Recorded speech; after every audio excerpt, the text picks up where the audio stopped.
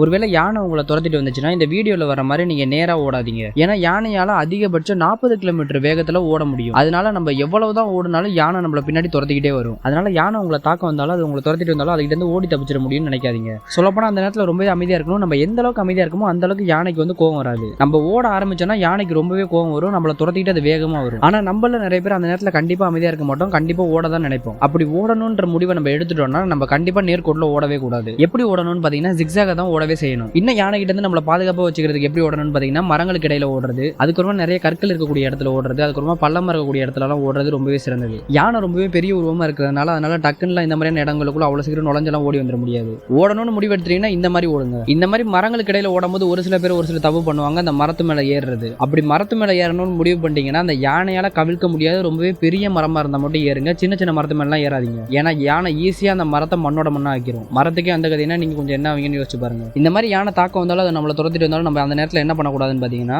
முக்கியமா அந்த நேரத்தில் யானையோட கண்ணை நேருக்கு நேரம் பார்க்கவே கூடாது. அதோட சத்தம் சுத்தமா போடவே கூடாது. அப்படி சத்தம் போட்டோம்னா யானைக்கு ரொம்பவே கோவம் வரும். நம்மள கண்டிப்பா தாக்க வரும். ஒருவேளை யானை உங்க எதிரில் நின்று நீங்க ஓடாம அமைதியா இருந்து சத்தம் போடாம இருந்தும் யானை உங்களை தாக்க வந்துச்சுன்னா வேற வழியே இல்லை. நீங்க உயரமான ஏதாவது ஒரு இடத்துக்கு ஓடியே ஆகணும். அப்படி ஓடும்போது மறந்துடாதீங்க, ஜிக்ஸாக்கா ஓடுங்க. இந்த வீடியோல பாத்தீங்கன்னா யானை அவங்களை தாக்க வரும்போது இவங்க எல்லாருமே வேகமா படிக்கட்டு வழியா மேலே ஏறி இந்த மாதிரி உயரமான இடத்துக்கு வந்துட்டாங்க. யானையால அந்த இடத்துக்கு வரவே முடியாது. யானை அந்த இடத்த விட்டு போற வரைக்குமே அவங்க அமைதியா அந்த இடத்துல இருந்தாங்கனாலே அவங்க உயிருக்கு ஒண்ணுமே ஆகாது. யானை கொஞ்ச நேரத்துக்கு அதோட கோவம் தணிகிற வரைக்கும் அந்த இடத்துல சுத்திட்டு அதுக்கப்புறமா கோவம் தணிஞ்சதுக்கு அப்புறமா அந்த இடத்த விட்டு போயிடும். நீங்க யானை கிட்ட இருந்து தப்பிக்கிறதுக்காக உயரமான இடத்துக்கு போனதுக்கு அப்புறமா நீங்க அமைதியா இருந்தா தான் யானை அந்த இடத்த விட்டு போகவே செய்யும். நீங்க அந்த இடத்துல அமைதியா இல்லாம கூச்சலிட்டு யானையை வந்து அந்த இடத்த விட்டு துரத்துறேன்னு கத்திக்கிட்டு இருந்தீங்கன்னா யானை அந்த இடத்த விட்டு போகவே போகாது. அதோட யானை எப்படியாவது உங்களை நெருங்கி வந்துடணும்னு அதை சுத்தி சுத்தி வழியை தேடிக்கிட்டே இருக்கும். அதனால உயரமான இடத்துக்கு போனீங்கன்னா முடிஞ்ச அளவுக்கு அமைதியா இருங்க. நீங்க சத்தம் போட்டுக்கிட்டு இருக்க வரைக்குமே யானை வழியை தேடிட்டு தான் இருக்கும். நீங்க அமைதியா இருந்தீங்கன்னா யானை அந்த இடத்த விட்டு கொஞ்ச நேரத்துல போயிடும்.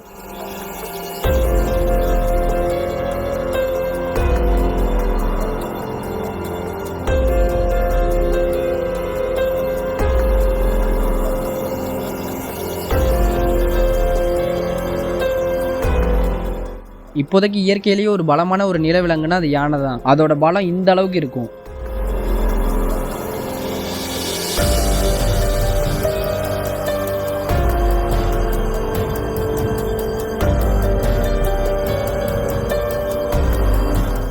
நீங்க ஜிக்ஸாக ஓடாம நேரா ஓடுனீங்கன்னா யானை இந்த மாதிரி உங்களை ரொம்ப நேரத்துக்கு துரத்தி வந்துகிட்டே இருக்கும். ஏன்னா நம்ம ஓடுறது யானையை வந்து ரொம்பவே கோவப்படுத்தும். இது வந்து நாய்களுக்கும் பொருந்தும். நம்ம ஓடும் போது தான் நாய் நம்மளை துரத்திக்கிட்டே வரும். நம்ம அமைதியா நின்று ஒண்ணுமே பண்ணாம இருந்தா நாய் நம்மளை அவ்வளவு சீக்கிரம் கடிக்க வராது. நம்ம ஓட நினைக்கும் போது தான் நாய் வந்து நம்மளை எதிராளியாவே நினைச்சுக்கும். இது எல்லா நாய்க்கும் பொருந்தாது. ஒரு சில வெறி நாயும் இருக்கும். முடிஞ்ச அளவுக்கு நீங்க அதை டிஸ்டர்ப் பண்ணாதீங்க. அது முடிஞ்ச அளவுக்கு உங்களை டிஸ்டர்ப் பண்ணாம இருக்கும். ஆனா நாய்னா அது குலைக்க தான் செய்யும். அது குலைச்சாலும் அதை கண்டுக்காத மாதிரி நீங்க பாட்டுக்கு போங்க. அது பெரும்பாலும் உங்களை தாக்க நினைக்காது. ஏன்னா நாய்கள் நம்மளை காப்பாற்ற தான் நினைக்குமே தவிர நம்மளை கருவுறுக்க நினைக்காது. எந்த உயிரினும் நம்மளை விட்டு போனாலும் நாய்கள் நம்மளை விட்டு போகாது. ஏன்னா அது நமக்கான உயிரினம். எந்த அளவுக்கு நாய்கள் நமக்கு விசுவாசமா இருக்கும்னு பாத்தீங்கன்னா இயற்கையோட மிகப்பெரிய பலமான உயிரினமான யானையா இருந்தாலும் சரி நாய்கள் நமக்காக சண்டைக்கு போகும். இந்த வீடியோல பாத்தீங்கன்னா அந்த நாய் அந்த யானையை பார்த்து குலைக்குது. யானை உடனே அதை தாக்குறதுக்காக வரும்போது நாய் அந்த இடத்த விட்டு போகுது. ஏன்னா அந்த நாய்க்கு நல்லாவே தெரியும் அந்த நாயால அந்த யானையை வீழ்த்திட முடியாதுன்னு. ஆனா இந்த இடத்துல ஒரு விஷயத்தை புரிஞ்சுக்கணும். மனுஷங்களா தூரமா தான் இருக்காங்க. அந்த நாய் அந்த யானை கிட்டையாவது போகுது. ஒருவேளை அந்த யானை இன்னும் கொஞ்சம் வேகமா இருந்தா அந்த நாய்க்கு என்ன இருக்குன்னு சொல்ல முடியாது. எப்ப வேணா மனுஷங்களுக்காக உயிரை கொடுக்கக்கூடியது தான் நாய்களே. இந்த வீடியோலயும் பாத்தீங்கன்னா ஊருக்குள்ள ஒரு யானை வந்துருச்சு. அதை துரத்துறதுக்காக மனுஷங்களை சுத்தி நின்று கத்திக்கிட்டே இருக்காங்க. ஆனா எல்லாருமே தூரமா தான் இருக்காங்க.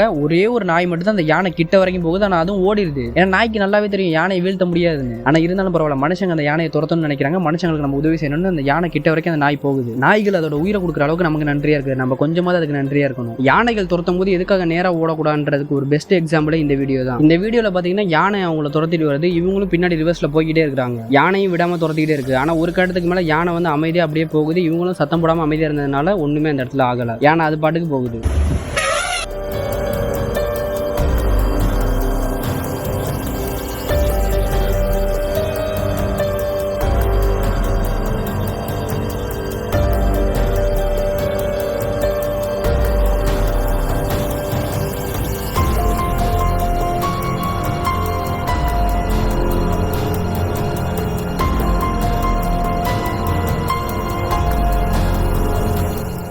பெரும்பாலும் மனுஷங்களுக்கும் யானைக்கும் இந்த மாதிரியான நிகழ்வுகள்லாம் எப்போ நடக்கும்னு பார்த்தீங்கன்னா, ஒன்று மனுஷங்க காட்டை சுற்றி பார்க்கணும்னு காட்டுக்குள்ளே போய் அங்கே சத்தம் போட்டுட்டு இருக்கும்போது இந்த மாதிரி யானைகள் கோவமாகி மனுஷங்களை தாக்குறதுக்காக வரும். இன்னொன்று மனுஷங்க காட்டை அழிச்சு அதை நாடா மாத்துறதுனால போதுமான சாப்பாடு இல்லாதனால யானைகள் உட்பட பல விலங்குகள் நாட்டுக்குள்ளே வருது. நமக்கு சாப்பாடு இல்லாமல் போனதுக்கு யார் காரணம்? மனுஷங்க தானே. இப்போ அவங்க கிட்டே கேட்போம்னு யானைகள் உட்பட பிற எல்லா விலங்குகளுமே நாட்டுக்குள்ளே வருது. அந்த மாதிரியான நேரத்தில் தான் இந்த மாதிரி ரொம்பவே மோசமான நிகழ்வுகள்லாம் நடக்குது. அப்படி ஒரு வீடியோ தான் இந்த வீடியோவில் பார்த்தீங்கன்னா யானை வந்து சாப்பாடு தேடி ரோட்டுக்கு வந்துருச்சு. அப்போ ரோட்டில் வர வண்டியிலலாம் ஏதாவது சாப்பாடு கிடைக்குமா அந்த யானை பார்த்துக்கிட்டு இருக்கும்போது இந்த ஒருத்தர் வந்து சாப்பாடு கொடுக்குறாரு. அவர் இதுக்கு முன்னாடி யானைக்கு கூட பழகுனவர் போல. ஏன்னா சாப்பாடு கொடுத்தா யானை விட்டுருன்னு அவர் யானைக்கிட்ட வாழைப்பழத்தை கொடுக்குறாரு. ஆனால் யானைக்கு பத்துமா? யானை பசிக்கு சோளப்பொரி கொடுக்குற மாதிரி அது. அதை வாங்கி சாப்பிட்டு வேற ஏதாவது கிடைக்குமான்னு அந்த வண்டிக்குள்ளேயே யானை தேடுது. அந்த வண்டியில் முன்னாடி சாப்பிட்றதுக்கு எதுவுமே இல்லைன்றனால பின்னாடி உடைக்கலான்னு அந்த யானை பார்க்குது. ஆனால் அந்த வண்டி ஸ்டீலாக இருக்கனால அது உடப்பட மாட்டேங்குது. பார்க்குற நமக்கு அந்த யானை அந்த வண்டி ஏதோ கவுக்குற மாதிரி நமக்கு தெரியுது.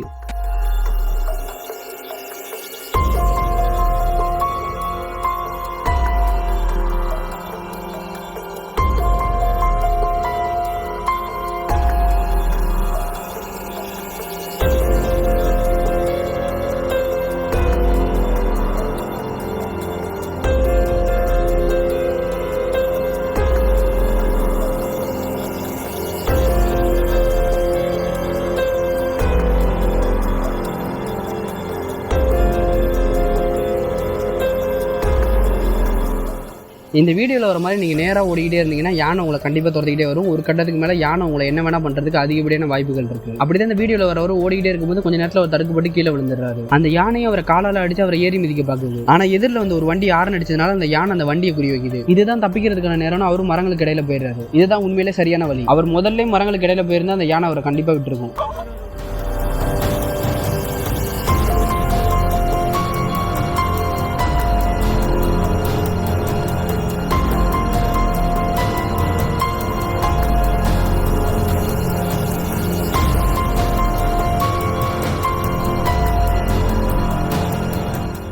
இந்த வீடியோவில் பார்த்தீங்கன்னா சாப்பாடு தேடி ஊருக்குள்ளே வந்த ஒரு யானை வந்து ஒருத்தவங்க வீட்டோட கிச்சனுக்குள்ளே வந்து அதோட தும்பிக்கையை விட்டு சாப்பாடு ஏதாவது கிடைக்குதான்னு பார்க்குது. அந்த வீட்டுக்குள்ளே இருந்து அவங்க சாப்பாடு கொடுத்தாங்களா இல்லை அந்த யானையே சாப்பாடு எடுத்துருச்சான்னு தெரியல. ஆனால் கடைசியாக அந்த யானைக்கு சாப்பாடு கிடைச்சிருச்சு. இதை பார்க்குறவங்களுக்கு என்னடா இதுன்னு தோணலாம். ஆனால் காட்டில் இருக்க ஒவ்வொரு விலங்குக்குமே நிலைமை ரொம்பவே மோசமாக போய்கிட்டு இருக்கு. அதோட சைடு எஃபெக்ட் தான் இந்த மாதிரிலாம் நடக்கிறது.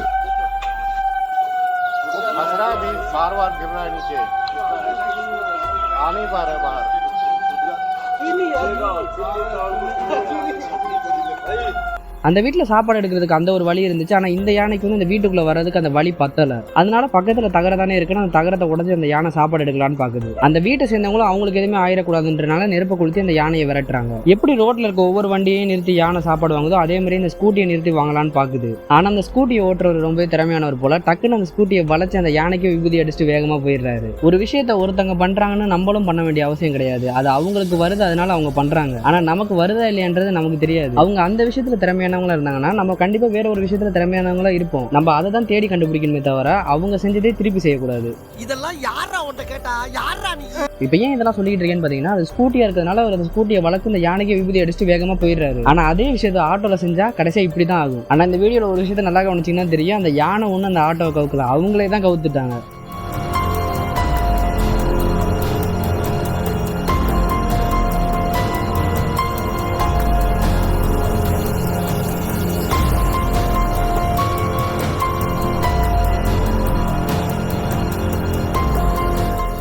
ஒத்தையில் இருக்க யானை வந்து எப்பயுமே ஒரு பதட்டத்தில் இருக்கும். அது கொஞ்சம் பயமாக கூட இருக்கும். ஏன்னா கூட்டமாக வாழக்கூடியது தான் யானைகளே. அந்த மாதிரி தனியாக இருக்க யானை வந்து ஏதாவது ஒரு உயிரினத்தை பார்த்துச்சுன்னா கண்டிப்பாக அதை பார்த்து பயப்படும். அந்த உயிரினம் ஏதாவது நம்மளை பண்ணிருமோன்னு அந்த உயிரினத்தை தாக்குறதுக்காக அந்த யானை என்ன வேணா பண்ணும். அப்படிதான் காட்டுக்குள்ளே போன இவங்களை வந்து அந்த யானை துரத்திக்கிட்டு வருது. ஆனால் நல்ல வேலை அந்த இடத்துல ஒரு காவா மாதிரி போகுது. அதை தாண்டி இவங்க வந்துட்டாங்க. இதுக்கு மேலே அந்த யானையால் வர முடியாது. ஏன்னா அந்த இடத்துல பலகை வச்சு தான் கட்டி வச்சிருக்காங்க. அந்த யானையோட வெயிட்டெல்லாம் அந்த பலகை தாங்காது. அந்த விஷயம் அந்த யானைக்கு தெரிஞ்சு அந்த யானையும் திரும்பி போகுது.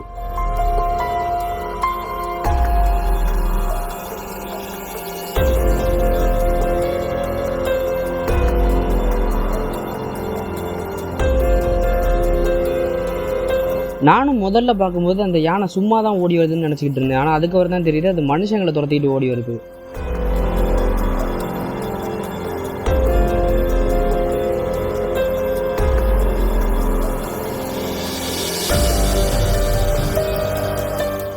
யானைகள் உணவுக்காக ஊருக்குள்ளே வர்ற நேரத்தில் இந்த மாதிரி பலவிதமான சேதங்கள் நிகழும். அந்த மாதிரியான நேரத்தில் முடிஞ்ச வரைக்கும் நம்ம உயரமான இடத்துக்கு போகிறது ரொம்பவே நல்லது.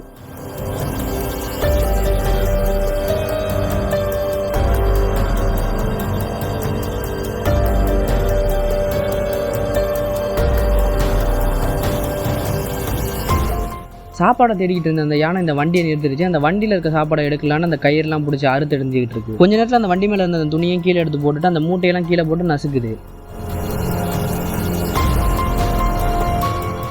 சரியா அந்த வழியாக வந்து ஒரு ரெட் கலர் பஸ் தான் ஆரன் அடிச்சு அந்த யானையை கொஞ்சம் விரட்டுறாங்க. ஆனால் அந்த ஆரனுக்குலாம் அந்த யானை ஒன்றும் ரியாக்டே பண்ணலை. அந்த யானை அந்த கீழே கிடந்த அந்த மூட்டை மேலே கண்ணு வச்சுட்டு இருந்த நேரத்துலேயே இந்த டிரைவர் அந்த வண்டி எடுத்துகிட்டு போயிடுறாரு.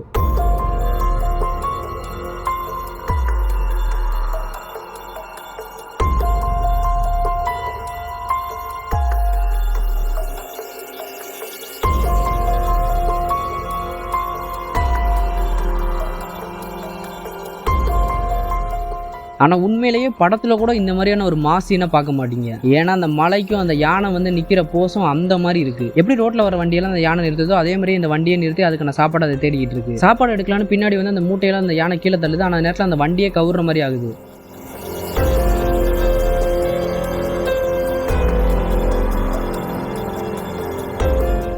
அந்த டிரைவருக்கு நல்லா புரிஞ்சிருச்சு. இப்படியே விட்டு அந்த யானை அந்த வண்டியை கவுத்துருன்னு அந்த டிரைவர் அந்த வண்டியை எடுத்துகிட்டு போயிடுறாரு. அந்த யானையை அந்த வண்டி பின்னாடியே கொஞ்சம் தூரத்துக்கு வந்து அதுக்கப்புறமா விட்டுருது.